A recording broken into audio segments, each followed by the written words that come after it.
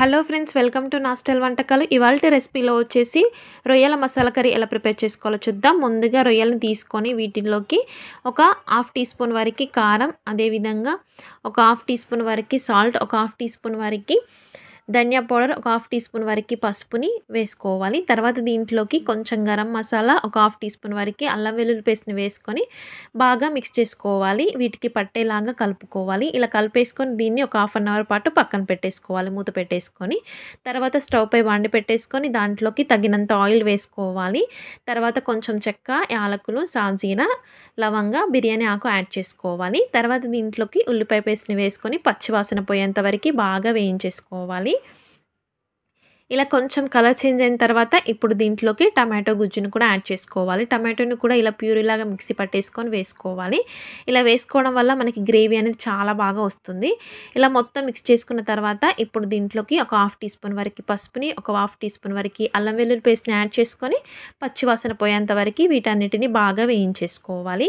ఈ విధంగా వేగిపోయిన తర్వాత ఇప్పుడు దీంట్లోకి ఒక హాఫ్ టీ స్పూన్ వరకు కారాన్ని, ఒక హాఫ్ టీ స్పూన్ వరకు సాల్ట్ని, ఒక హాఫ్ టీ స్పూన్ వరకు ధనియా పౌడర్ యాడ్ చేసుకోవాలి. కొంచెం మసాలాను కూడా యాడ్ చేసుకొని బాగా కలుపుకుంటూ వేయించేసుకోవాలి. తర్వాత దీంట్లోకి కొంచెం వాటర్ యాడ్ చేసుకోవాలి అడుగంటకుండా. ఈ విధంగా వాటర్ యాడ్ చేసుకున్న తర్వాత బాగా ఉడికించేసుకొని ఇప్పుడు దీంట్లోకి మనం ముందుగా రెడీ చేసి పెట్టుకున్న రొయ్యల మిశ్రమాన్ని యాడ్ చేసుకోవాలి. ఇలా వేసేసుకొని ఒక 5 మినిట్స్ పాటు దీన్ని డిస్టర్బ్ చేయకుండా మూత పెట్టేసుకొని మగ్గించుకోవాలి, బాగా కలిపేసుకొని. ఇలా 5 మినిట్స్ తర్వాత మగ్గిపోయిన తర్వాత ఇప్పుడు దీంట్లోకి కొంచెం వాటర్ యాడ్ చేసుకోవాలి. వాటర్ యాడ్ చేసుకొని మళ్ళీ కలిపేసుకొని దీన్ని ఉడికించేసుకోవాలి. ఈ విధంగా ఉప్పు కారం పట్టేంత వరకు దీన్ని కలుపుకుంటూ వేయించేసుకోవాలి.